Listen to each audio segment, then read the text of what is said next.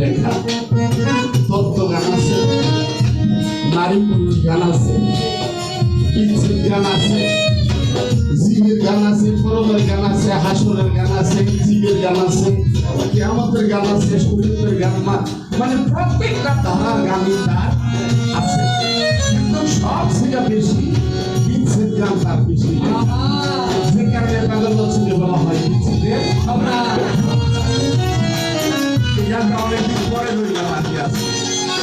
আমি যেই যন্ত্রণা সই পাচ্ছিলাম, আমি যেই যন্ত্রণায় সই পাচ্ছিলাম, তবু না তো দিদার পাইলাম গো, আরিও